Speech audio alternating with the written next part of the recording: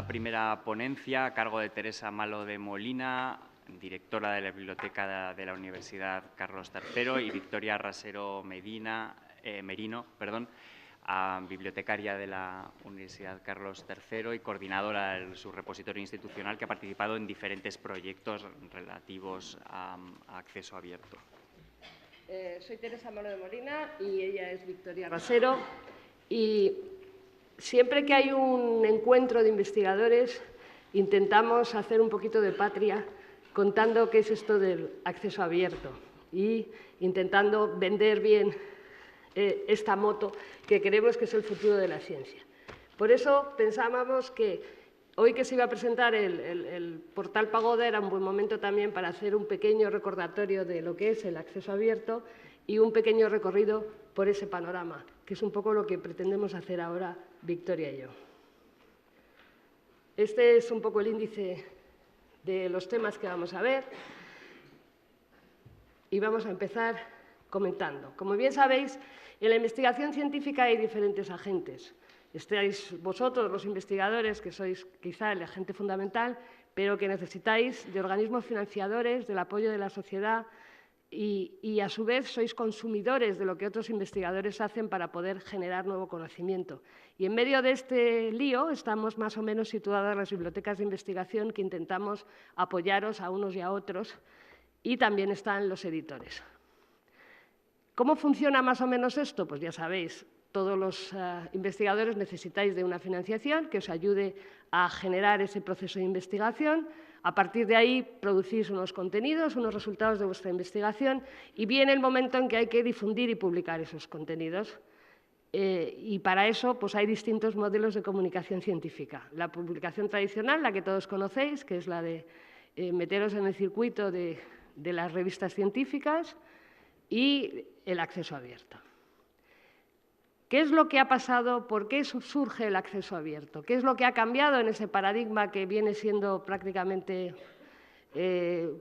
muy parecido desde el siglo XVIII casi, ¿no?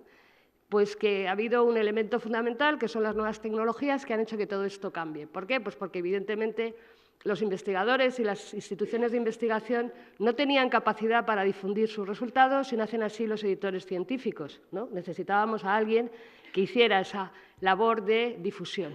Pero en el momento en que las nuevas tecnologías permiten soluciones técnicas que abaratan y que facilitan ese proceso, pues todo esto de alguna manera se revoluciona. ¿Y cómo se revoluciona? Pues, por un lado, cada vez es más la necesidad de acceder a esa información cada vez está más accesible, cada vez necesitamos que sea más rápida el acceso a esa información y, por otro lado, pues los organismos que financian esa investigación empiezan a decir, bueno, queremos ver los resultados y queremos que esos resultados, además, reviertan en la comunidad general para que, a su vez, haya más resultados, ¿no? ¿El modelo tradicional en qué se basa? Pues lo que ya sabéis, ¿no?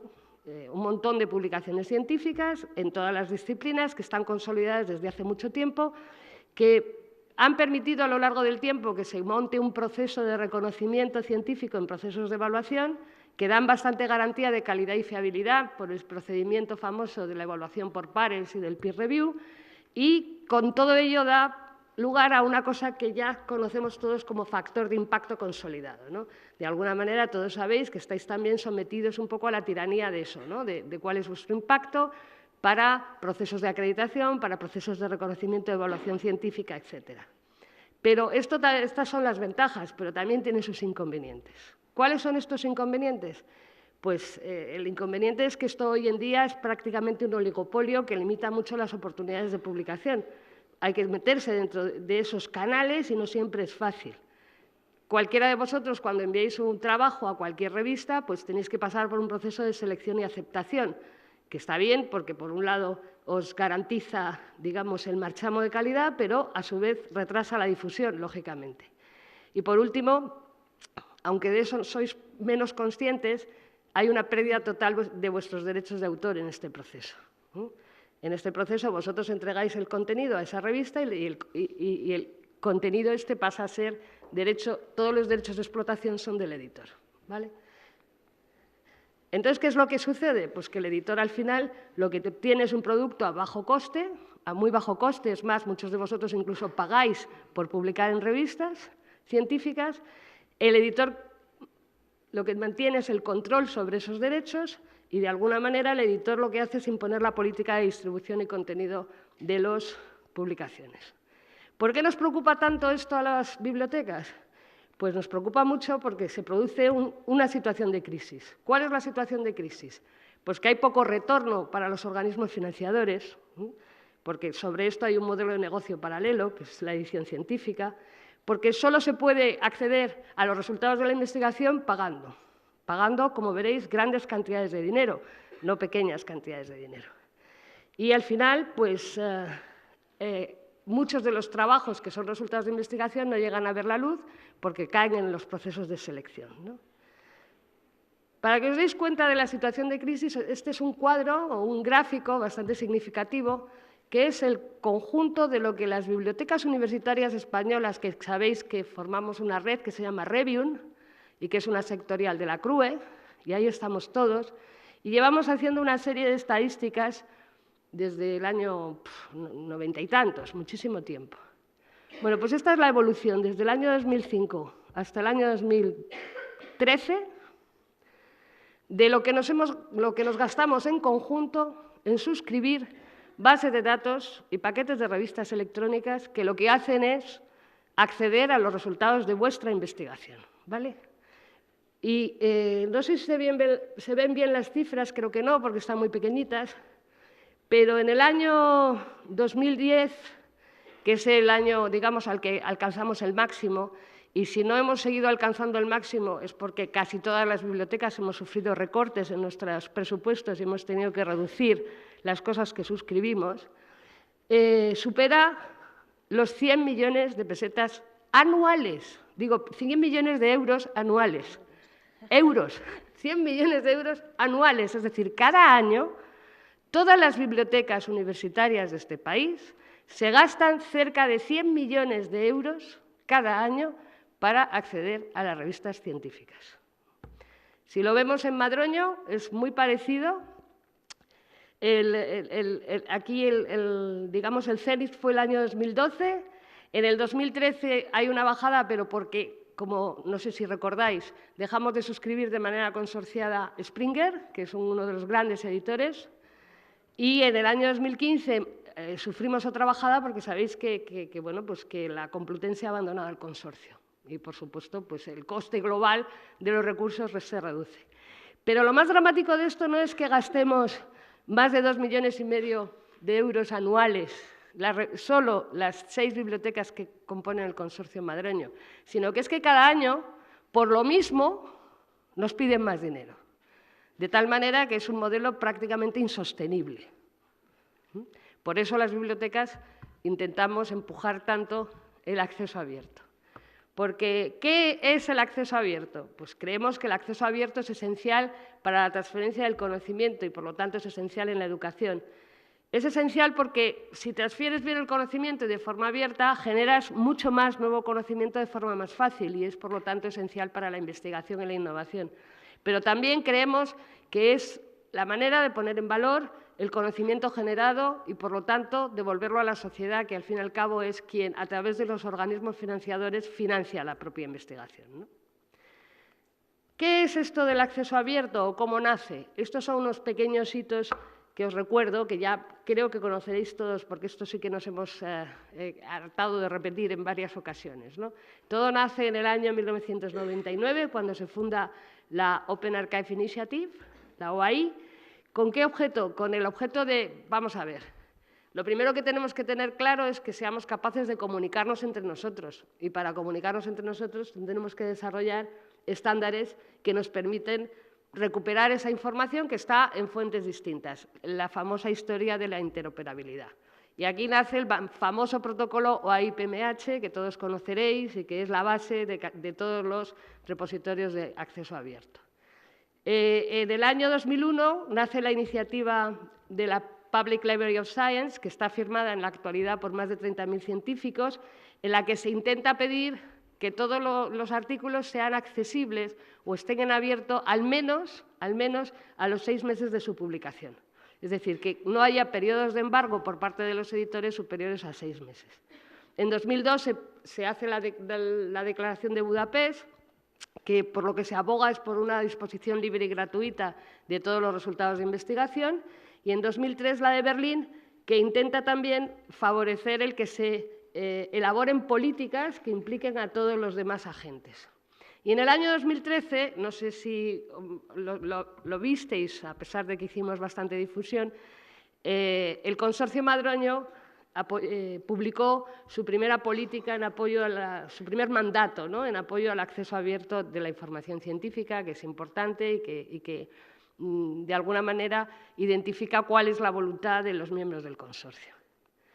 ¿Qué es el Open Access? Pues el Open Access es que poder encontrar disponible de forma libre en Internet la literatura académica y científica, permitiendo además algunos usos, como por ejemplo descargarlos, copiarlos, imprimirlos, recuperar el texto completo, etcétera, con, por supuesto, la condición de siempre reservar el reconocimiento de la autoría. Dentro del Open Access hay muchos grados de apertura, ¿no? El Open Access no es simplemente el acceso gratuito, ¿no? El acceso gratuito es importante, pero no es Open Access.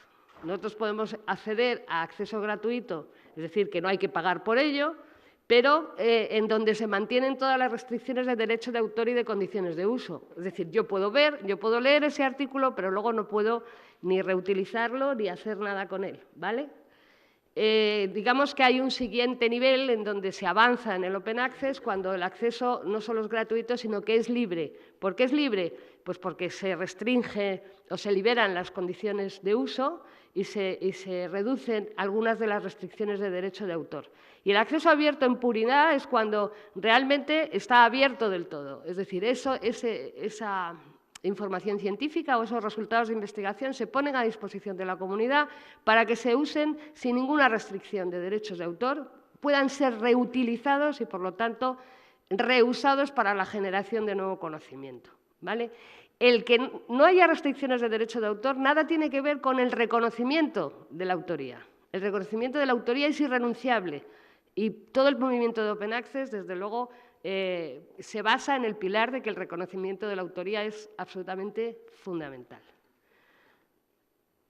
Ahora, el movimiento de Open Access está dando un paso más allá del simple acceso a la literatura científica, simple por decirlo de alguna manera, que es mucho más que simple, es complejo.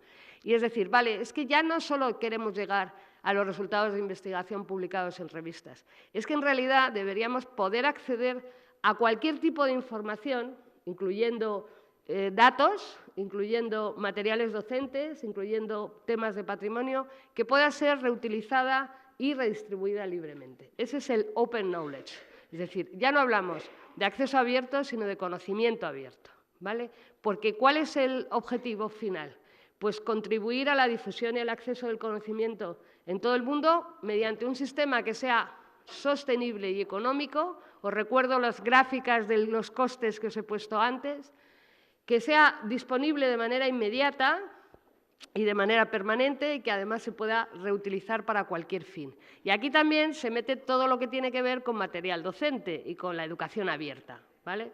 Que os lo comento porque la semana que viene o la próxima va a ser la semana de la educación abierta y también espero que oigáis bastante sobre este tema. Y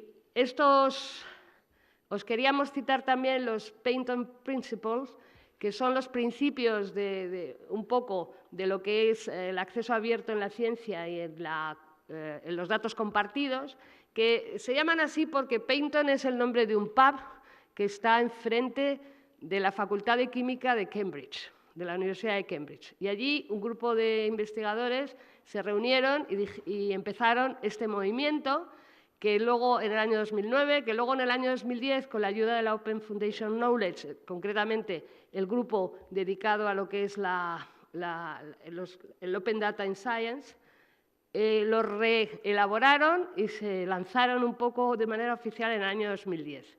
¿Cuál es la aspiración de los Payton Principles?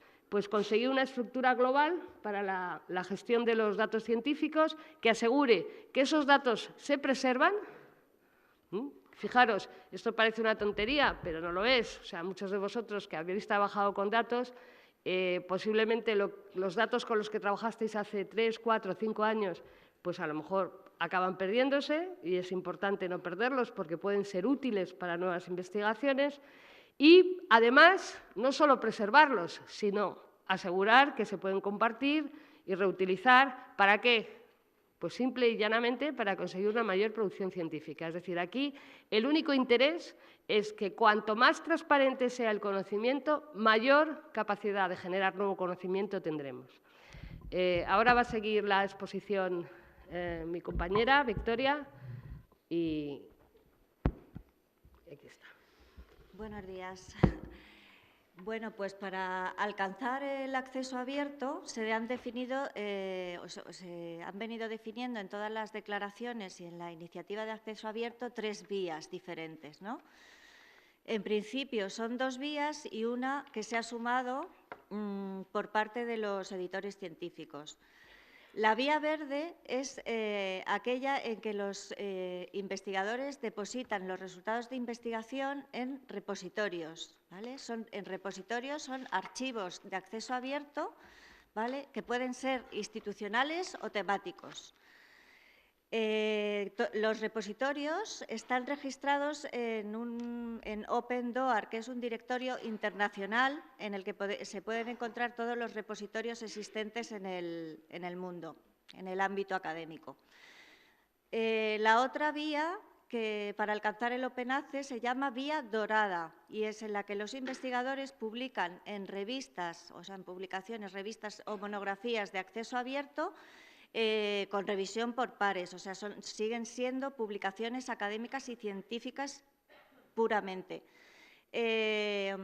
También existen directorios internacionales en el que se registran todas las revistas que son de acceso abierto y los libros y editoriales también de acceso abierto, el DOAG y el DOAB. Y luego, por último, hay una vía que se llama híbrida, en la que las revistas y las publicaciones comerciales aceptan que el autor quiera publicar su artículo o su libro en acceso abierto mediante el abono de una tasa, ¿vale? El editor cobra una tasa y entonces el documento se ofrece en acceso abierto a todos los usuarios. ¿Qué son los repositorios o archivos abiertos? Que son los representantes de la vía verde, donde se almacenan los documentos científicos en acceso abierto. Pues son sitios web, fundamentalmente, portales o sitios gestores de contenidos que reúnen, preservan y difunden la producción científica bien de una institución o bien de un área temática. En España, bueno, y prácticamente en todo el mundo, cada universidad tiene su propio repositorio institucional, ¿vale?, que se ofrece a los investigadores de la universidad.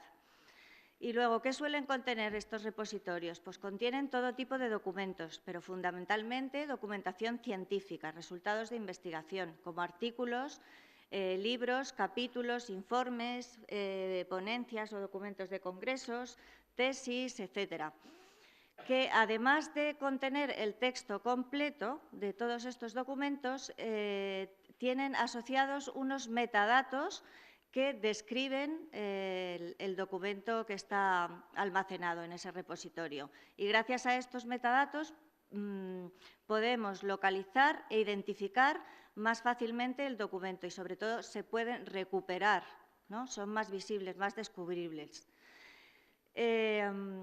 Los metadatos de cada uno de los repositorios, ¿vale? Los repositorios van construyendo una red mundial de ciencia porque los metadatos se van agregando y se van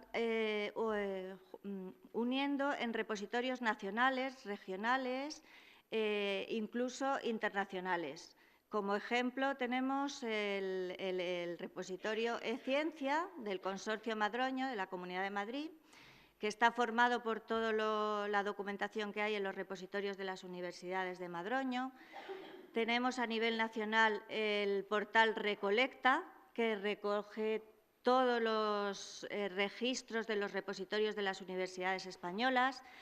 Y tenemos también el portal OpenAir, que es el portal de la ciencia europea y que se alimenta a partir de los repositorios de todas las instituciones académicas de los países europeos, de la Unión Europea.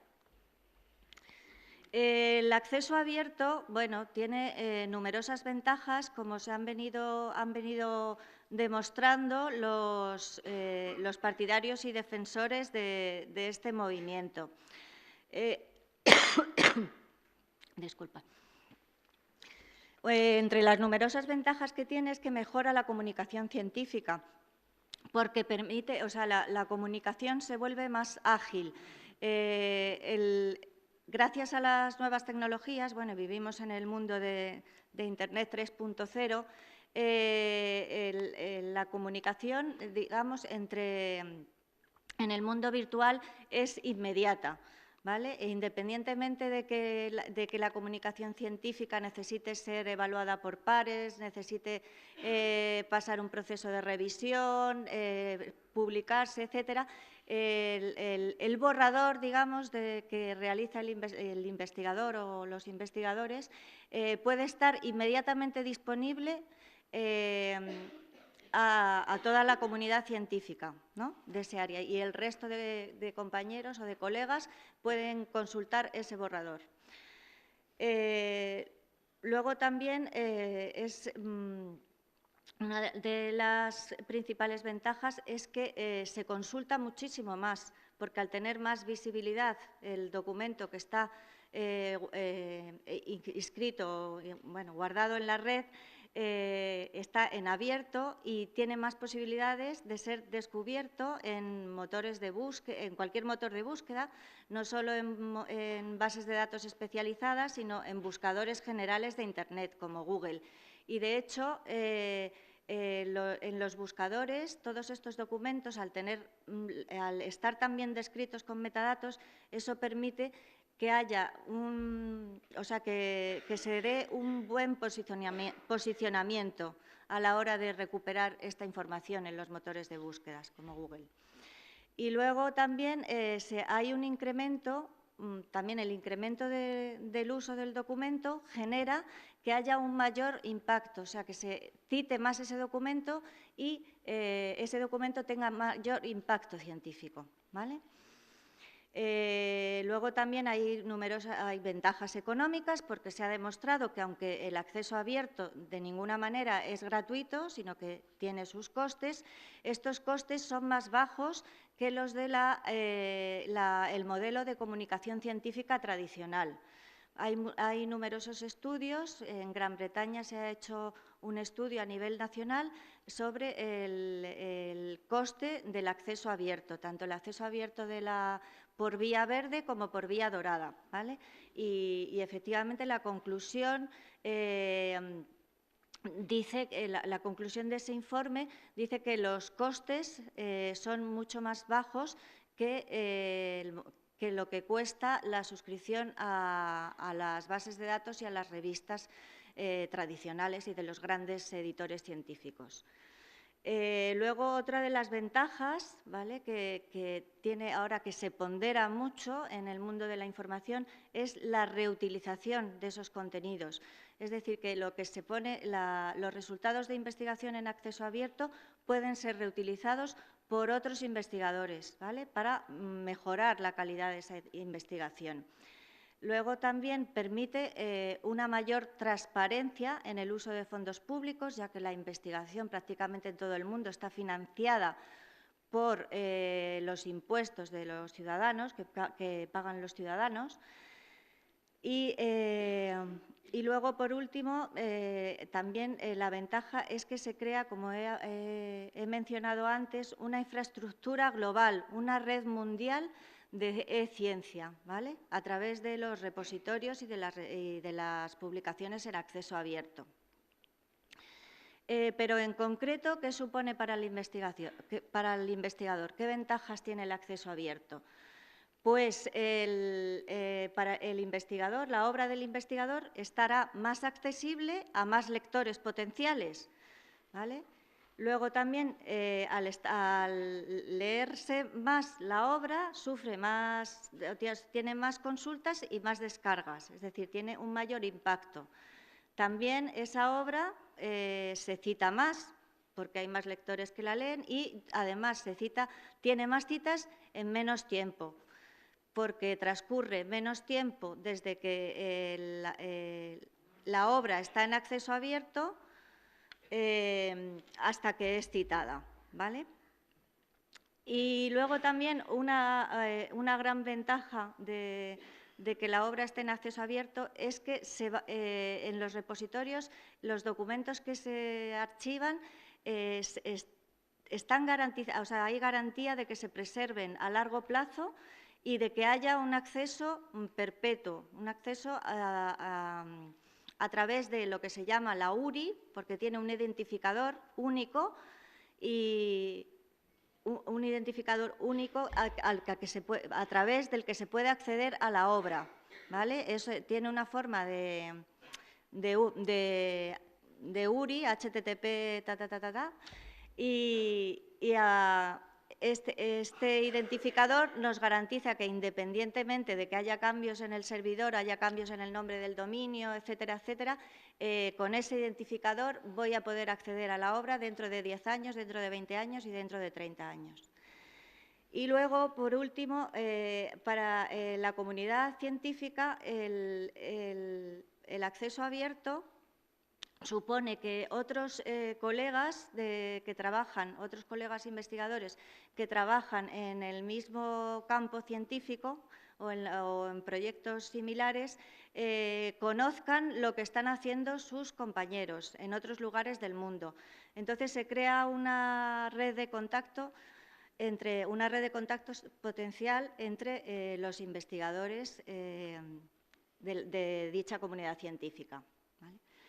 En general, desde que el acceso abierto se está imponiendo en el ámbito de la comunicación científica, los propios investigadores tienen numerosas reticencias, ¿no?, hacia este movimiento, pues no acaban de entender que, sobre todo, las ventajas del acceso abierto, sí hay una incoherencia, hay una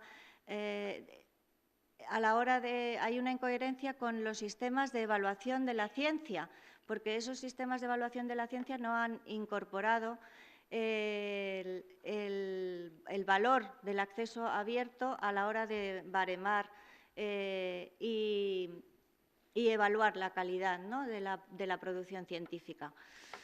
Entonces, entre los diferentes aspectos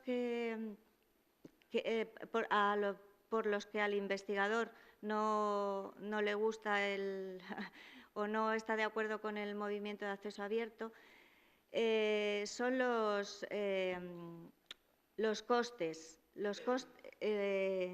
Los costes que, como he dicho antes, del acceso abierto no son gratuitos, sino que tanto los repositorios como las publicaciones cuestan dinero, pero ya se ha demostrado que efectivamente el acceso abierto tiene un coste más bajo que el modelo tradicional. Y ahí cito un estudio del año 2013. Por otro lado, también los investigadores aducen falta de tiempo, porque las tareas del autoarchivo en el repositorio, o sea, tienen que subir el documento, describirlo, etcétera, y eso pues les lleva tiempo y están ocupados en otras tareas, ¿no? Eso requiere un esfuerzo. Pero bueno, podemos decir en defensa de esta falta de tiempo que el autoarchivo en un repositorio es un proceso muy amigable y que además este archivo se puede delegar tanto en otros compañeros como en el personal de biblioteca. Luego, otra reticencia puede ser una falta de control de la calidad científica. El acceso abierto no significa que no haya una revisión, ¿no? Que no se haya evaluado esa publicación y tenga suficiente calidad como para mostrarla a la comunidad científica. Prácticamente, o sea, todas las publicaciones en acceso abierto se han revisado por pares y además han seguido unos criterios lógicos y criterios científicos, ¿no? de evaluación. Y luego las revistas de acceso abierto también funcionan como las revistas tradicionales. Tienen sus comités editoriales, tienen sus comités de expertos y tienen sus normas de calidad conforme a los estándares internacionales. También, por eso, numerosas revistas de acceso abierto ya tienen un alto factor de impacto, como ocurre, por ejemplo, con la New Journal of Physics, que está entre las revistas de mayor impacto, ¿no? Las revistas científicas de mayor impacto en el WOS, en el Web of Science. Y luego también en los repositorios se puede, o sea, no solamente se pueden archivar documentos ya publicados y revisados por pares, etcétera, sino que se ofrecen a los investigadores para que archiven pues, sus documentos de trabajo, borradores de investigación que no se han llevado a término, informes de cualquier tipo, etcétera, ¿vale? O sea, los repositorios son, digamos, permiten el depósito de un abanico muy amplio de diferentes tipos de documentos, no solo de documentos peer review o de artículos peer review. Y luego también hay muchos autores que no se atreven a disponer o sea, a poner su documentación en acceso abierto porque tienen miedo de que les plagien o de que les copien su línea de investigación.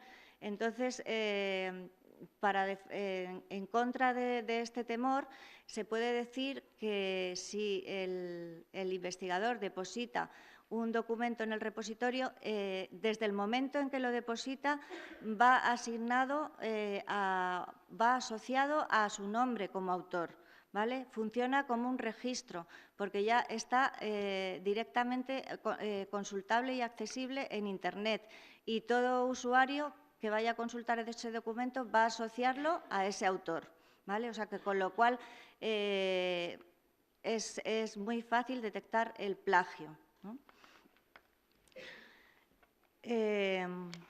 Bueno, el acceso abierto ha tenido muchísimo éxito, muchísimo predicamento, no solo en algunos campos de la comunidad científica, sino también en los gobiernos y en los organismos responsables de las políticas científicas de los diferentes países del mundo y las diferentes organizaciones internacionales, con competencias en investigación e innovación.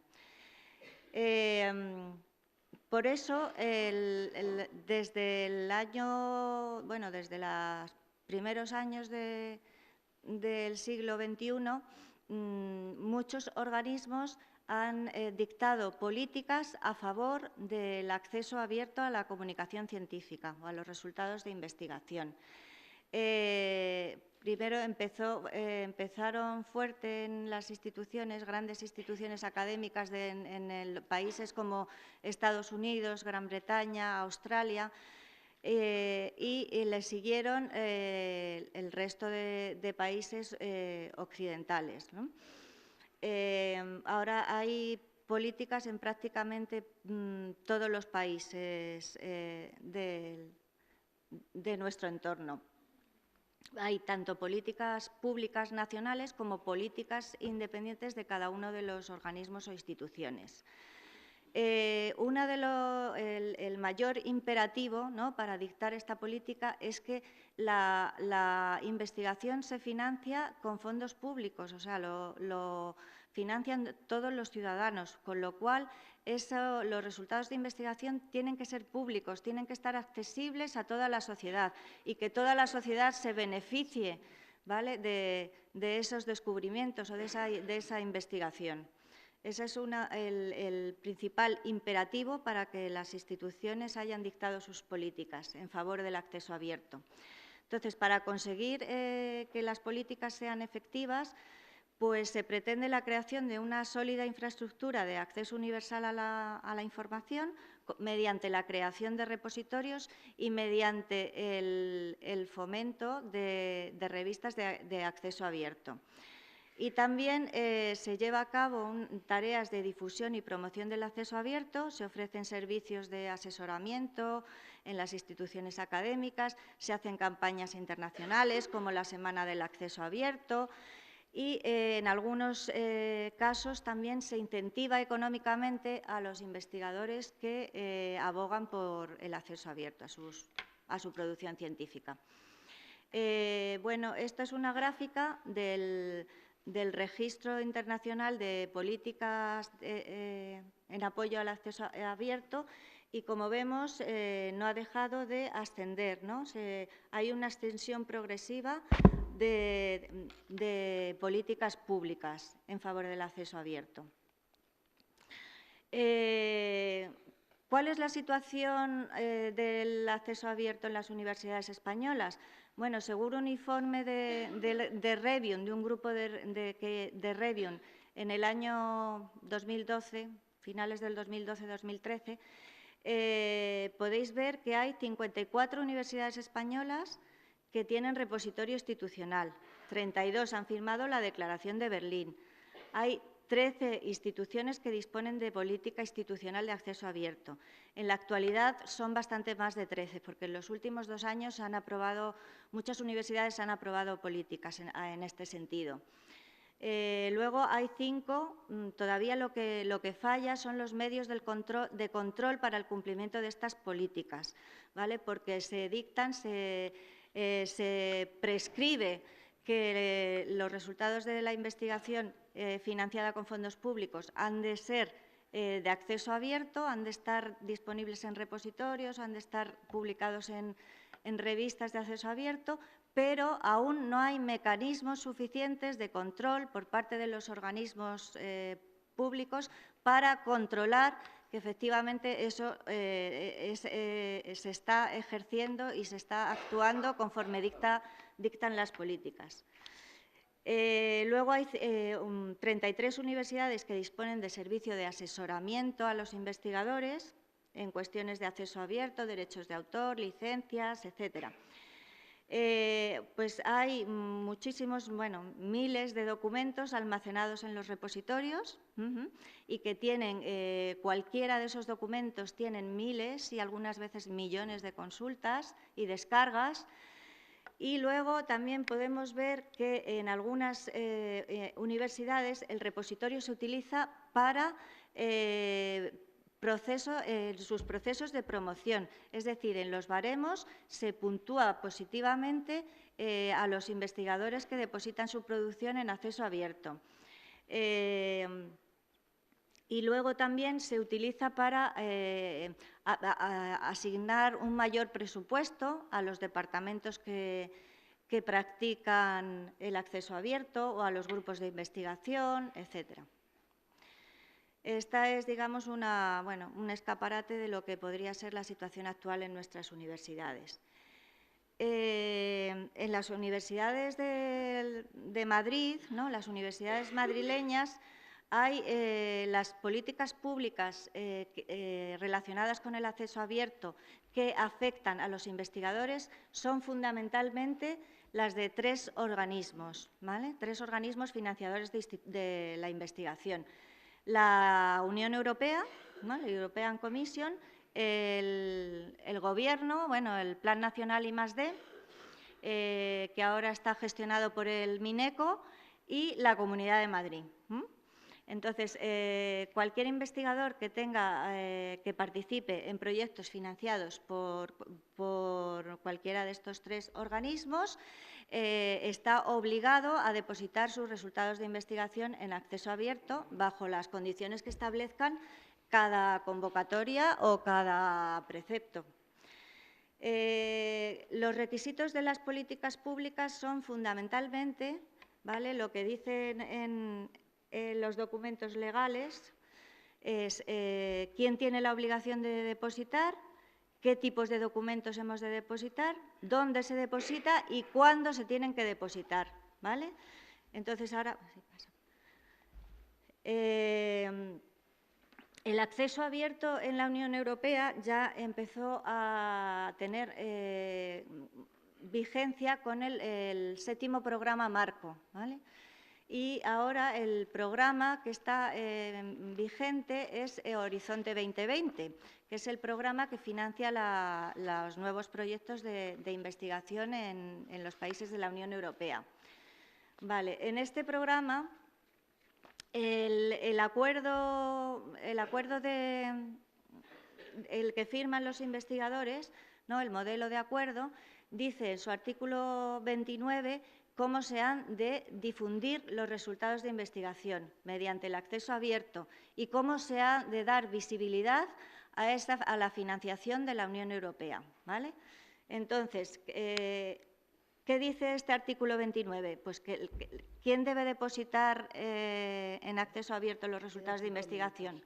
Pues todos los investigadores beneficiarios de proyectos de Horizonte 2020.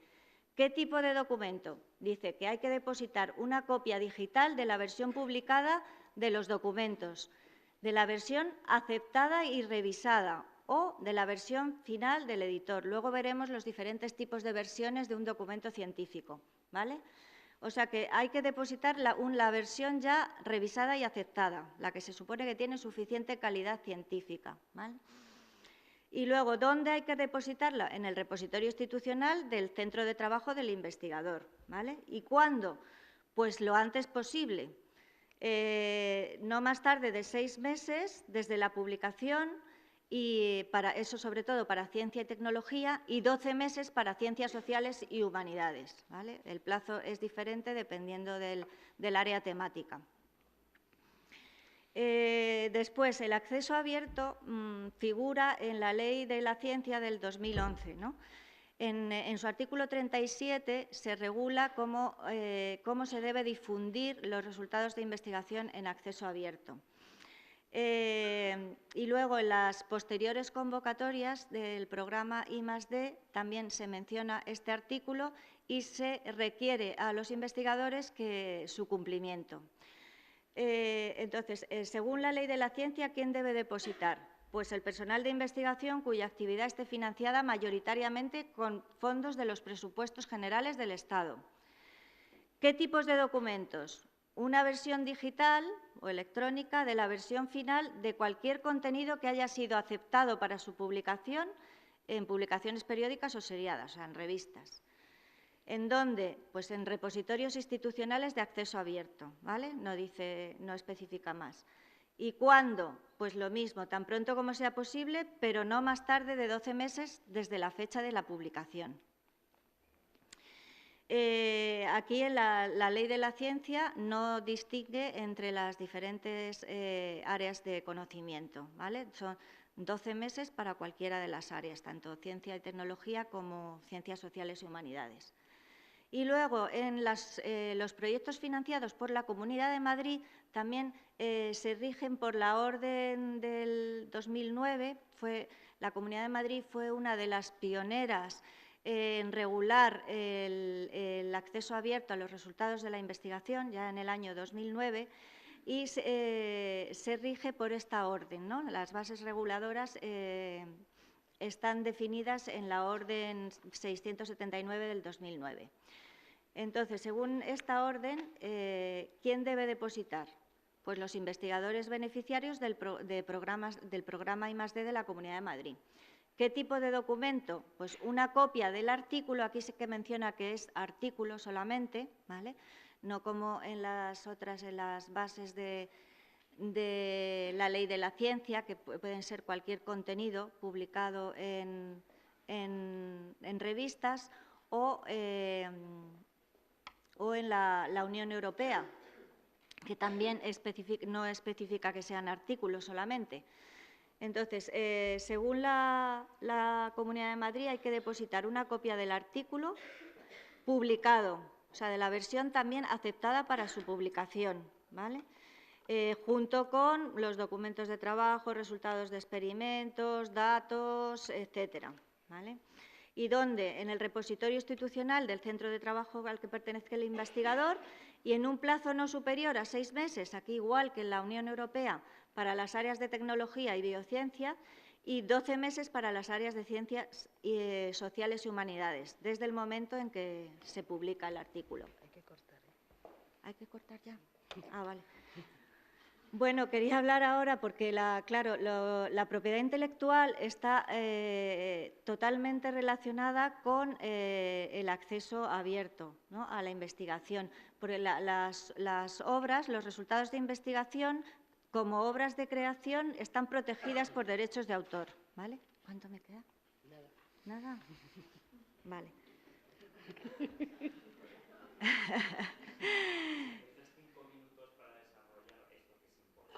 Sí. Vale, muchas gracias. Disculpad, porque… Bueno, como he dicho, las obras de investigación son obras de creación y están protegidas por derechos de autor.